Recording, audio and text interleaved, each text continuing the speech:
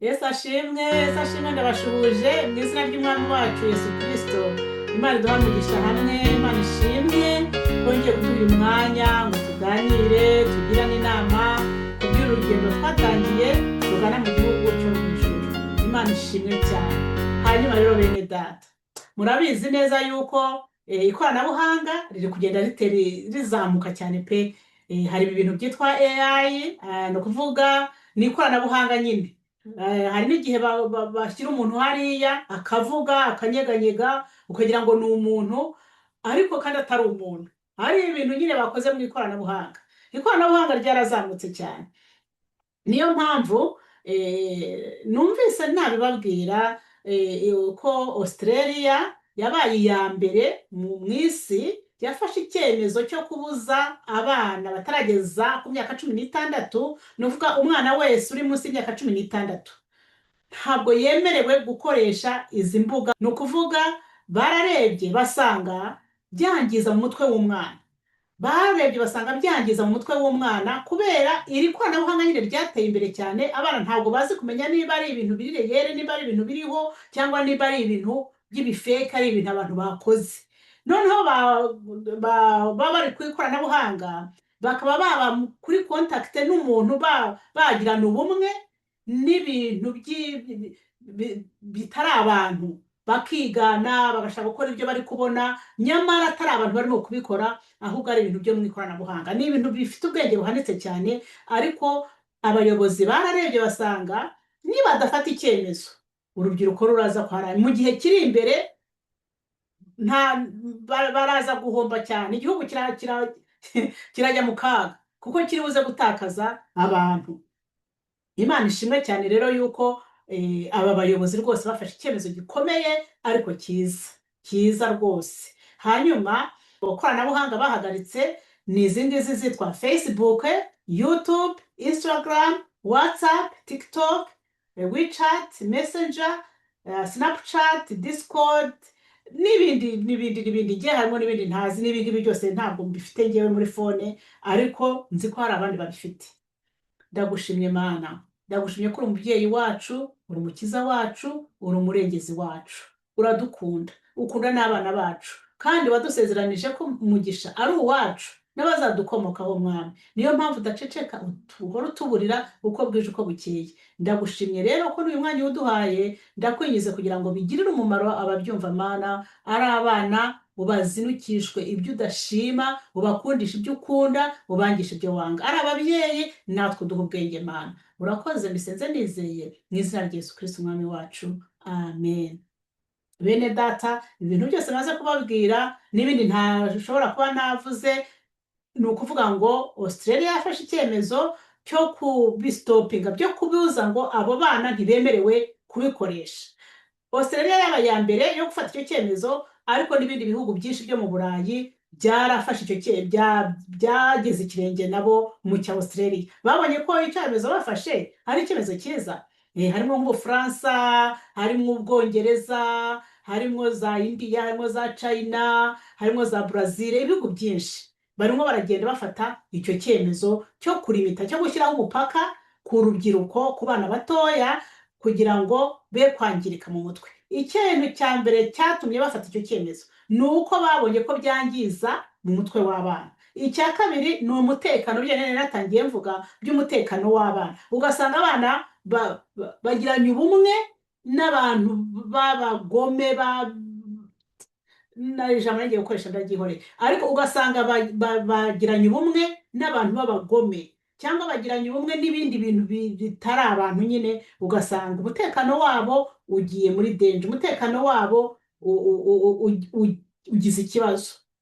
Niyo mpamvu rero bafashe icyo cyemezo. Bene data, nimba leta ari leta yarafashe icyemezo kimeze gutyo, twebwe ababyeyi urumva twafata iki kimeze gute? Urumva ababyeyi biratureba cyane. Ntabwo leta yakunda abana kurenza uko ababyeyi twebwe twabakunda, ahubwo ni nko kudukangura no kutubwira ati babyeyi namwe mube maso. Kandi babishyizeho itegeko riremereye cyane, kuko banavuze ko aba bacuruzi, izi za kampani zifite izi za social media nyine babujije, nibaramuka bamenye ko hari umwana uri kuzikoresha biriya bita ngo ni kwiyabonesha, kusubscribinga kuri izi za social media kandi barababujije, bashyizeho amafaranga menshi cyane yo kugira ngo bazabace.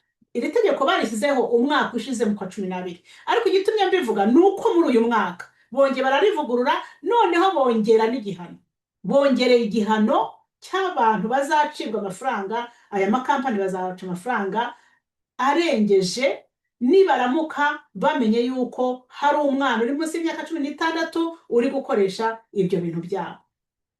Ikindi bene data, ngewe Imana yigeze kungenderera, Imana yigeze kungenderera impiyerekwa.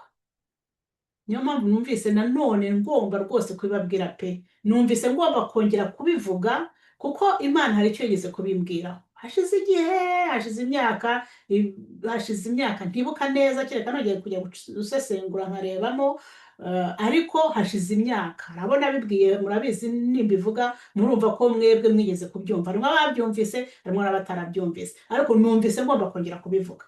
Imana yampaye iyerekwa, nari ndi kumwe n'umubyeyi twicaye turi kumwe, noneho uwo mubyeyi akaba yari afite umwana, twari twicaye tuganira n'umwana we yicaye aho ngaho hafi yacu, ariko hafi y'uwo mwana aho yari hari umuriro mwinshi urimo ugurumana. Uwo muriro urimo ugurumana rwose, mbone ibirimi by'umuriro bigurumana, ariko nkabona biragurumana, nkabona birimo birasa nk'ibirimo gutwika uwo mwana, bikagurumana, ariko nkabona birafata umwana, nkabona rwose bisa nkaho birimo bitwika uwo mwana. Ariko umubyeyi twari kumwe ntabwo yari abyitayeho, ntabwo yigeze abibona ko umuriro urimo utwika umwana. Ariko njye nkabona umwana arimo arashya pe. Ariko kandi ikindi giteye ubwoba kinatangaje cyane ni uko umwana yari arimo ashya, ariko ntarire niyigireyo, ntagire gutaka kumera aho ngaho, agakomeza agashya. Icyatubwiye ko umwana yahiye rero nuko bwagirijeho ndavuga nti nyamara wa mubyeyi, umwana wawe arimo arashya, nyamara umwana wawe arimo arashya. Mvuze ngo umwana wawe arimo arashya, umubyeyi koko arahindukira aterura umwana. Ateruye umwana, dusanga umwana yahiye pe, yakongotse hano nyine mu musaya, ku mutwe hano, uvanye ku mutwe hejuru ku musaya hose, tubona umwana yahiye cyane. Mana we, tubona umwana yahiye cyane, ariko igitangaje umwana ntabwo yigeze arira. Murumva ibyo bintu ukuntu bikomeye. Nahise nyine yerekwa rirangira gutyo, ariko nza sobanukirwa yuko uwo muriro wari urimo utwika umwana, kandi umwana ntarire, kandi umubyeyi ntabyitayeho, ko ari izi za social media, ko ari za telefone. Narabivuze mubyibutse, ndumva muri bubyibuke ko mwigeze kubyumva, harimo abigeze kubyumva ko nabivuze. Narabivuze hashize imyaka nk'ingahe, ntabwo nibuka imyaka ingahe, ariko narabivuze mvuga ko Imana yasobanuriye ko ari za telefone, ko ari za social media zirimo zitwika abana, zirimo zibangiza. Ariko abana barabikunze, barabishaka, barabyishimiye, barabishaka. Ababyeyi bamwe nabo bararangaye, ntabwo babyitayeho. None rero bene data bakunze umusaraba wa Yesu Kristo, igihugu, ubuyobozi, leta yafashe icyemezo cyo kubicaho rwose, kikabivanaho. Urumva nta kintu birimo bikubwira koko, urumva nta kintu birimo kubwira mubyeyi. Rero ndabizi neza ko hari ababyeyi benshi bafite za WhatsApp mu mafone yabo. Nanjye WhatsApp ndayifite, nubwo biriya bindi ntabifite, ariko harimo abafite za WhatsApp, bakagiramo za Facebook, bakagiramo za kinibiki, za TikTok, murabifite, murabizi namwe ko mufite mu mafone yanyu. Niba mubifite muri fone zanyu rero, umwana azafata fone yawe, azagenda bijyemo, ntabwo uzamenya igihe bigiriyemo, ariko azagenda bijyemo, kandi ntabwo yemerewe kubijyamo kubera ko biramwangiza. Uyu mubyeyi rero ugomba kumenya fone yawe ko ari iyawe, niba ibyo bintu biri muri hamwe na WhatsApp nawe barayiciye, WhatsApp. Iyi fone ni yawe mubyeyi, yirinda umwana wawe, ye kujya muri telefone ngo uyimurekere. Niba hari icyo simbizi igihe azayifatira, n'icyo uzaba umutumye gukoramo, n'icyo bizagera, ariko fone yawe irimo biriya bintu, umwana wawe ntabwo yemereye kuyifata ngo ajye kuyikiniramo. Kwa kundi muha za fone ngo abana barimo barakina imikino, kandi uzi neza ko n'ibyo bintu bindi birimo. dore ndaje ndabibabwiye kandi nanone rwose. Ikindi, hari abana bari basanzwe bafite za telefone ariko zifite ibyo bintu itegeko ryari ritaratangira, ryari ritarasohoka. Abana bari basanzwe bafite amatelefone ariko harimo ibyo ngibyo. Noneho itegeko ryaje riragukanguye mubyeyi, riragukanguye. Fata fone y'umwana wawe kuko umufiteho uburenganzira. Umwana utarageza imyaka 16, umubyeyi cyangwa umurezi uwo ari we wese amufiteho uburenganzira bwo kugira ngo ajye muri fone ye, ibyo bintu niba byari birimo abikuremo. Ni itegeko ryavuye kuri leta. Itegeko ryavuze ko uwo mwana atabyemewe.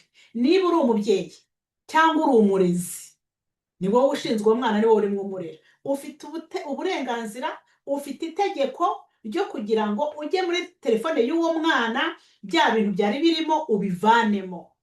Izo za app ya downloadinze uzidiritinge, uzisibe, uzikuremo.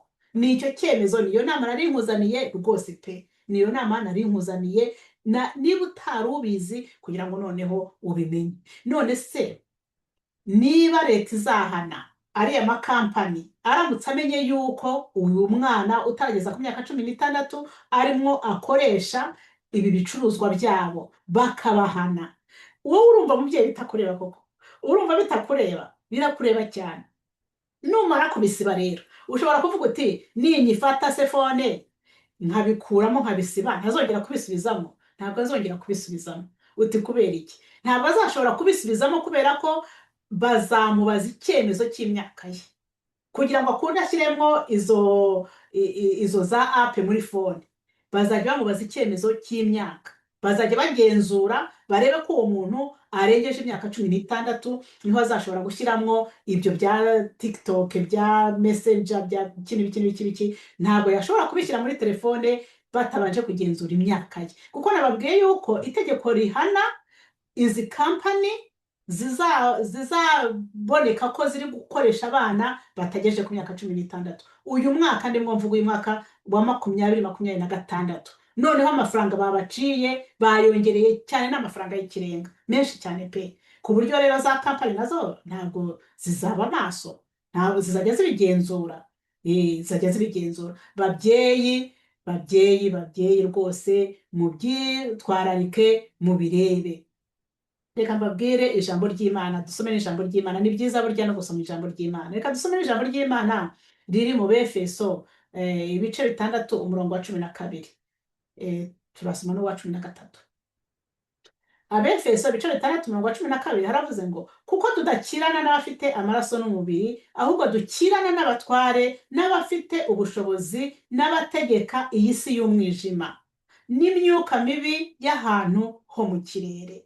Ntabwo dukirana n'inyama n'amaraso bene data. Ariko nimba bimeze gutyo rero, umwanditsi w'ijambo ry'Imana ntiyarekeyeho.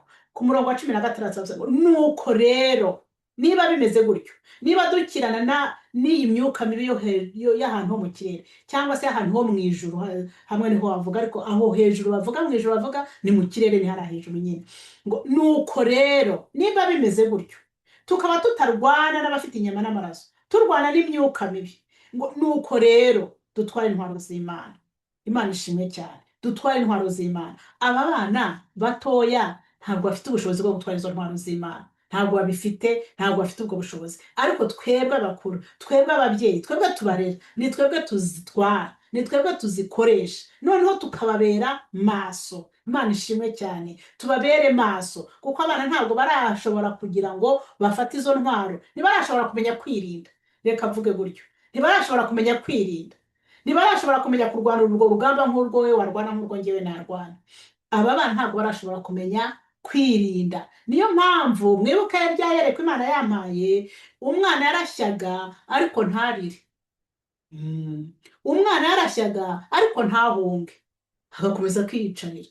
Yakomeje kwiyicarira aho ngaho, arakomeza arashya ariko atarira, adahunga. Natwe turi aho ngaho, ntabwo twari twamenye ko umwana ari mwashya. Birabaryoheye, barabikunze, barabishaka. Ntabwo bazi ko bibangiza, ahubwo n'umwana ubimubujije mwasa nkaho mugiye kubipfa, ariko ko uzi kumugirira neza uzabimubuza. nubwo umwana yabyanga akababara ariko uzamenya we ko urimo umugirira neza. Nigeze kubona umwana yari afite imyaka nka 10, imyaka 10 cyangwa 11, nsanga umwana yafunguye YouTube channel. Ubwo bwaranyishe, wa mwana we wafunguye YouTube channel yo kugira gute? Ngo kugira ngo ajye avuganiraho n'inshuti ze. Ariko cyakora mwana aramukurikiranye, byose ndabikurikirana sanga ntabwo bikibaho, ntabwo yarambwiye ati ntabwo nkibifite, ntabwo akibifite, ntabwo igikora, ntabwo iriho. Narabikurikiranye sanga ntabwo iriho. Ahubwo Imana ishimwe ntuzabyongere. Abana rero bashobora gukora ibintu ababyeyi batazi ko abana barimo bakora. Niba umwana afunguye ibintu nk'ibyo ngibyo, abafunguye bantu b'Imana. Ubwo butumwa nari mbazaniye kuko numvise ngomba kubivuga, kandi Imana ishimwe ko ishoboje. Mubyeyi ugira ubwenge, nanjye ngira ubwenge. Dusabe Imana iduhe ubwenge niba utanga bene data, kandi dusengere n'abana bacu kuko Imana ibakunda kurenza ko twebwe tubakunda. Amen. Ndagushimye Mana, ndagushimye ko uri Imana yacu. Ntabwo ushaka ari n'umurimbuka, ushaka ko twese tugira ubugingo. Haleluya. Niyo mpamvu ukomeje kutubwira, niyo mpamvu ukomeje kutugira inama, niyo mpamvu ukomeje kutuganiriza. Mana yacu, ndakwingiza kugira ngo uduhe ubwenge uko tukwiye kurera Mana. Twe turananirwa, twe turaneshwa, ntitubishoboye, ariko wowe wabishobora Mana. Ugafata abana bacu ukabangisha ibyo wanga, ugafata abana bacu ukabakundisha ibyo ukunda. Urakoze Mwami. Ibi bintu rero bya social media byose urabizi, inama zicurirwa mu mwijima zose uba wazibonye. Mana ndakwinginze uturindire muri iyi si yanduye, uturindire n'abacu. Urakoze ko wumvise, bisenze nizeye mu izina rya Yesu Kristo umwami wacu. Amen. Murahirwa, murahirwa, murahirwa. Hahirwa abakene mu mitima yabo, bagahora bashaka kumenya Imana. Abo ngabo barahirwa, kuko ubwami bw'ijuru ari ubwabo. Abo ngabo barahirwa, kuko ubwami bw'ijuru ari ubwabo. Abo ngabo barahirwa, kuko ubwami bw'ijuru ari ubwabo.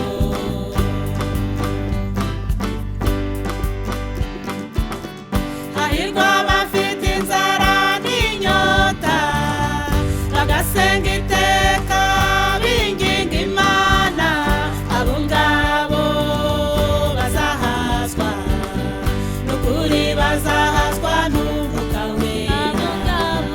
Abo ngabo bazahazwa, n'ukuri bazahazwa n'Umwuka Wera. Abo ngabo bazahazwa, n'ukuri bazahazwa n'Umwuka Wera. Mbese ni bande abahiriwe, kugira ngo nanjye mbe muri bo? Mbese ni bande